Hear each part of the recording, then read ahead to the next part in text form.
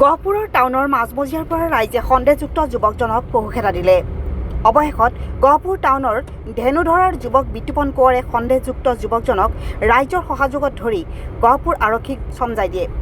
সন্দেহযুক্ত যুৱকজনৰ লগত আন এজন পলাতক বুলি প্ৰত্যক্ষদৰ্শীয়ে কয়। লগত ইয়ামাহা ফেচিনো নামৰ এখন স্কুটি গহপুৰ আৰক্ষীয়ে জব্দ কৰে।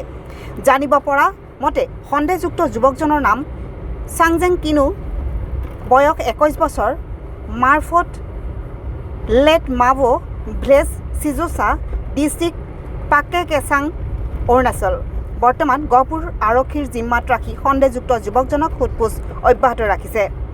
ছাৰে ডিউটিত আছিলে, তেওঁলোকক ছিগনেল দিলে আগত ডিপু এফালে পৰা ওলাই আহোঁতে তেওঁলোকে ছিগনেল মনা নাই। ওপৰৰ পৰা পুলিচ থকা দেখি তলফালৰ ৰাস্তাত ডিস্পিউট আহিছে। এইফালৰ পৰা আগৰজনক ছাৰ দুজন আছিলে, তেওঁলোক দুজন লৈ আহিছে। এইফালে চিউচা পৰা আহিছোঁ বুলি কৈছে, ক'ৰ পৰা আহিছে নাজানো। দুজন আছিলে, এজন তাৰে এইফালে ট্ৰেফিক পইণ্টৰ পৰা মেইন হাইৱে এইফালে দৌৰ মাৰিলে। তেওঁক খেদি তেওঁক ধৰা হ'ল।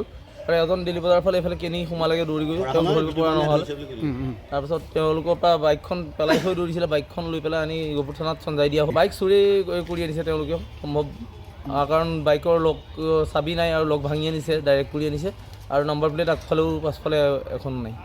তাত এজন মানুহে কৈছিলে যে চুৰ হৈছে, এজন পলাতক কৰি আছে।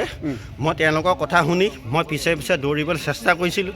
চেষ্টা কৰিব ইকুমেংকছলৈকে মানুহক কৈছিলোঁ ধৰা বুলি, তেওঁলোকে ধৰা নাছিলে। মই যিমান মানুহ দেখা নাছিলোঁ, তথাপিও মই উপায় নাপায় মনে মনে মই পিছে পিছে গৈ গৈ জেকেটটোত ধৰি মই আক্ৰমণ কৰিছোঁ।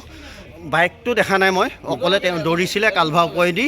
তেওঁক মই জেকেটটোত ধৰি থাপ মাৰি আনি গহপুৰ থানাত মই কমিটিক কোনো নাই, তেওঁকে পাইছোঁ মই। তাৰপিছত তোমালোকে গৈছিলা, কোনজন কেইজনহে মই নাজানো বাৰু সেইটো। তেওঁক মই অকলে পাইছোঁ, জেকেটত ধৰি মই আক্ৰমণ কৰিছোঁ, ধৰি আনিছোঁ, তোমাক মই চমজাই দিছোঁ। যিকোনো খবৰ বিজ্ঞাপনৰ বাবে যোগাযোগ কৰক 7896121996।